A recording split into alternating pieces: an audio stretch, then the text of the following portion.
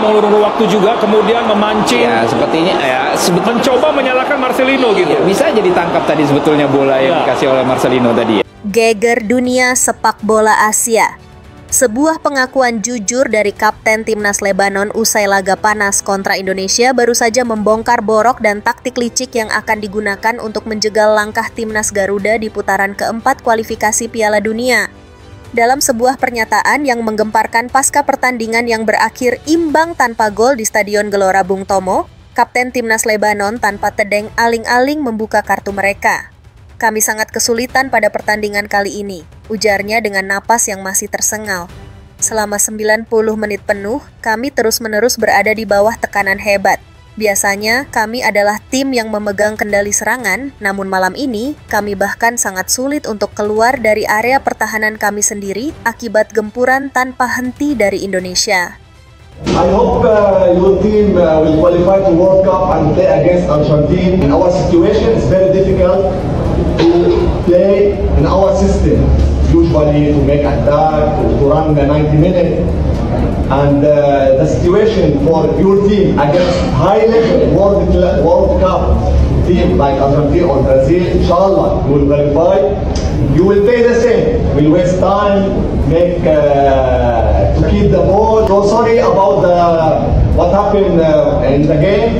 If this is football, we don't mean anything to fight with any player or to make any problem with the people in Indonesia. Pengakuan ini bukan sekadar basa-basi. Ia kemudian melanjutkan dengan kalimat yang menjadi kunci. "Tekanan Indonesia begitu masif, hingga kami tidak punya pilihan lain selain menjalankan strategi untuk mengulur waktu, bermain lebih kasar dari biasanya, dan sengaja menciptakan keributan-keributan kecil di lapangan. Semua itu kami lakukan hanya untuk satu tujuan, menghindari kekalahan memalukan. Mungkin saja saat Indonesia nanti berhadapan dengan Arab Saudi dan Irak, taktik serupa akan mereka gunakan juga, karena kami sama-sama berasal dari kultur sepak bola Timur Tengah," tutupnya. Pelajaran yang mungkin bisa dipetik adalah menahan provokasi-provokasi yang mungkin saja akan dilancarkan biasanya oleh tim-tim dari Timur Tengah. Seperti kita ketahui, kita akan menghadapi tim dari Timur Tengah yaitu Saudi dan juga Irak, di mana kita lihat tadi beberapa kali para pemain Lebanon mencoba untuk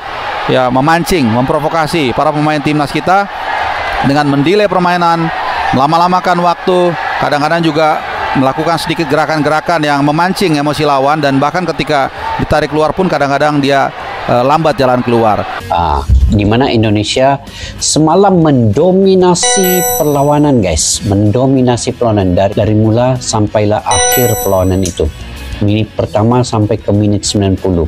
Tetapi dicemari juga dengan insiden-insiden yang menarik, memancing amarah pemain-pemain timnas Indonesia. Pemain Timur Tengah ini, tim Tek ini, dia suka memancing emosi pemainnya, dan mereka ini bermain keras, guys. Jadi kunci kepada perlawanan dengan negara-negara Timur Tengah ini ialah kita kena bermain keras juga. Tetapi semalam itu pemain Lebanon memancing amarah pemain Indonesia. Sampaikan Tom Haye yang selama ini nampak cool, nampak relax, semalam terpancing emosi amarahnya. Sampai sebegitu ya.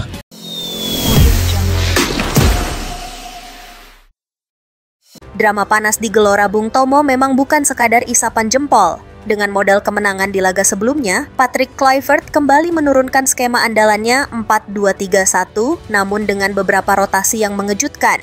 Di bawah Mister Gawang, nama Emil Audero masih menjadi pilihan utama, memberikan rasa aman yang tak tergantikan.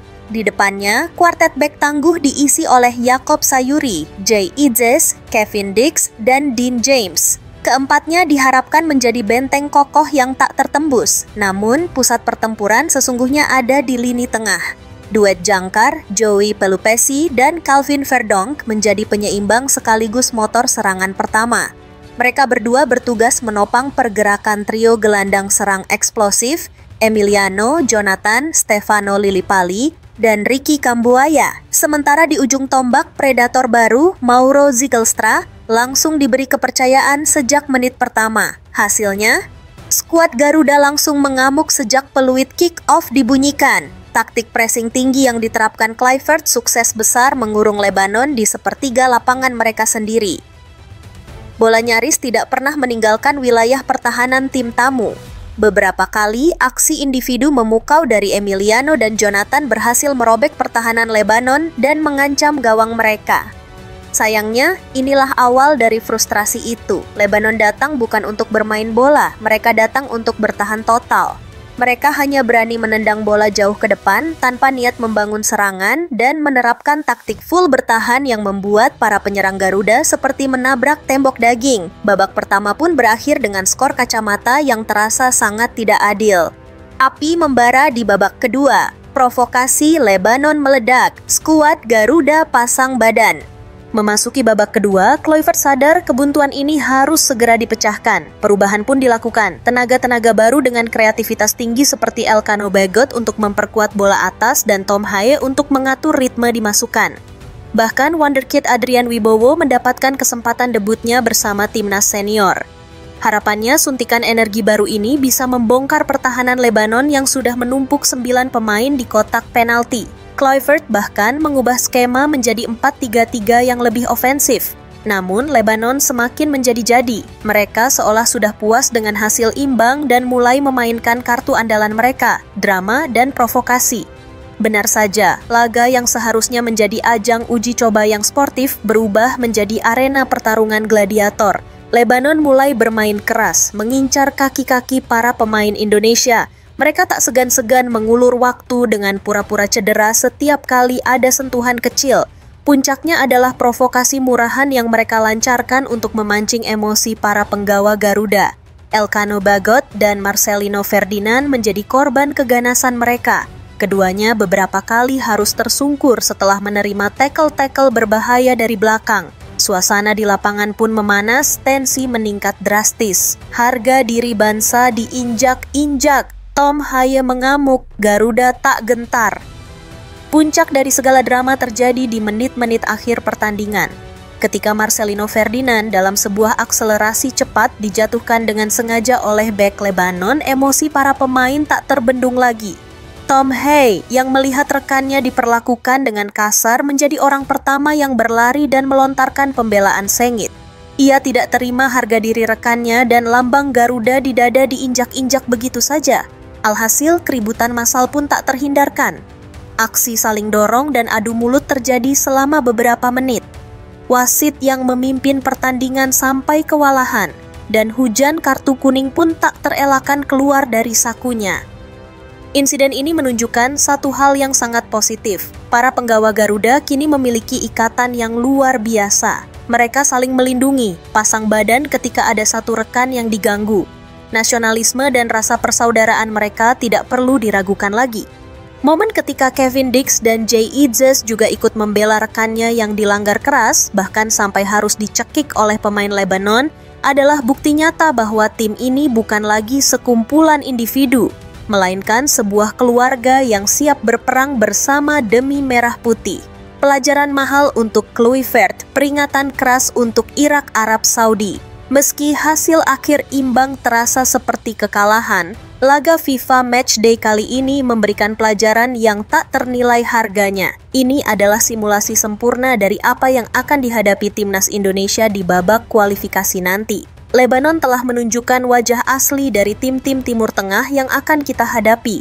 Permainan keras, penuh drama, provokasi, dan taktik bertahan total yang menjengkelkan. Pengakuan jujur sang kapten Lebanon menjadi penegasnya. Kini, pekerjaan rumah terbesar ada di pundak Patrick Kluivert. Bagaimana cara mempertajam lini serang agar mampu membongkar pertahanan serapat apapun? Bagaimana menjaga mental para pemain agar tidak terpancing emosi oleh provokasi lawan? Semua pertanyaan ini harus segera ditemukan jawabannya. Hasil imbang ini adalah alarm, sebuah pengingat bahwa jalan menuju Piala Dunia masih sangat terjal. Namun satu hal yang pasti, pesan keras sudah terkirim kepada Irak dan Arab Saudi. Timnas Indonesia tidak akan gentar, kami sudah siap, kami sudah belajar, dan kami akan datang dengan kekuatan penuh. Amukan Garuda sesungguhnya baru akan dimulai.